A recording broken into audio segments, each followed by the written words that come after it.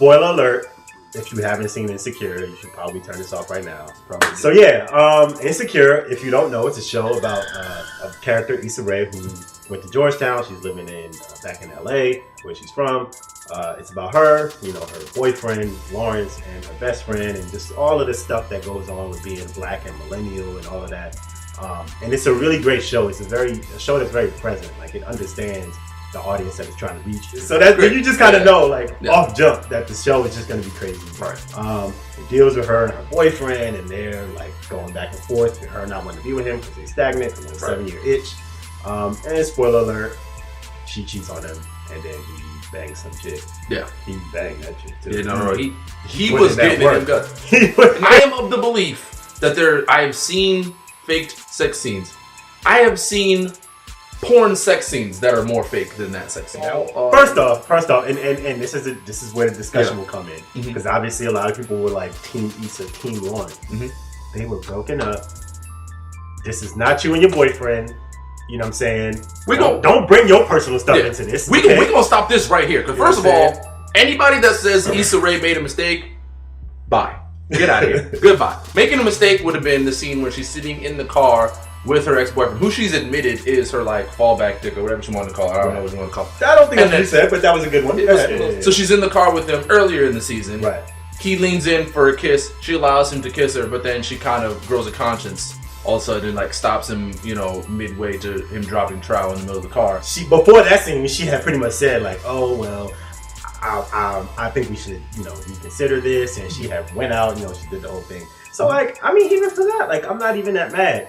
I'm more upset that she freaking banged Homeboy in his home studio, which is pretty nice, by the way. Yeah, it was way nicer than the car that he was driving. I don't know if anybody peeped that. Wild plot hole. This dude was driving a freaking Ford Explorer, but he got a home studio? Come on, he man. put all the money into the home studio. Obviously. You saw the quality. He was driving a 98 Explorer. But did you see the quality of rapper that he had in the studio? Yeah, okay, then. So then you understand. So you understand the struggle. You know what I'm saying? Yeah. So bottom line is, she didn't make a mistake. She wanted to fuck him. That's just the way that goes. And she did what she wanted. And Lawrence has every right to be in his feelings. They were in a relationship for 5 or 6 years, I think is the story for the show. And then there was this debate about whether he's a good guy. And I'm just like, look, man, good guy, bad guy. She didn't need to actually, cheat on him. She did not admit to him that she cheated. He had to find that out through a fundraiser where her fallback dick shows up to the fundraiser. I'm calling him that. Yeah, no, you got to. He showed up to the fundraiser unannounced. Her friend, as good friends do, tried to run interference. Didn't work. Nope. So she goes, Issa Rae tried to go and run interference herself and kind of do the cold shoulder to the dude and say, you were an itch that I had to scratch. Mistake number 1. If you're going to play both sides of the fence, you can't burn any bridges. But Lawrence, being the good guy that he is, doesn't make a scene at the charity. It's not the time or the place. He waits till they're home. Yeah. And when she comes home, he asks her straight out, did you fuck him? She, eventually being caught in that lie, just admits yes. And he separates himself from the situation, leaves. And, eventually... Dude is 5'9". After a while, he convinces her a 98 Explorer. to come back to, from a retreat with her friends or whatever, who were celebrating one of her friends' birthdays. And when she comes back, the only thing that she has left of him is the Best Buy shirt. Polo hanging perfectly. Cut to, he is digging out. The thicker doppelganger of Rudy Huxtable. Because I would say this, outside of obviously you get caught up in all the drama of the show and it's it's fun, but the thing that I really love about this show is that it's very real. You look at a lot of the characters and it's not like this, okay, well, this is what people will want to see. These are actual people that you actually know. People like Issa, people like Lawrence, people like her friends who are just loud as hell. Right. You know what I mean?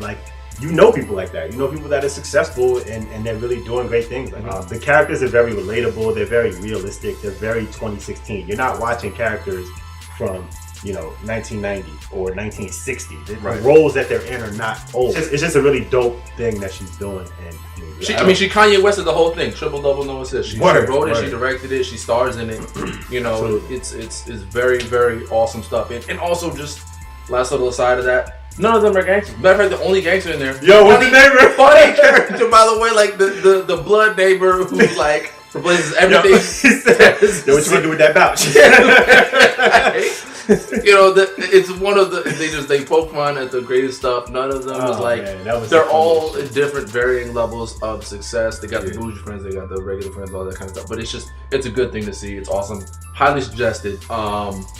I'm Team Lawrence. Team Lawrence. Lawrence. Son, you can get with it again. You know what I'm saying? He's up there with Dr. King. Yeah. He's up there with Dr. Banks, Dr. King, Lawrence. He's a legend. They're all man is a legend, dog. You're a legend, bro. Save a plaque for him, Black History. We with you. Season 2, we with you, bro. Yeah.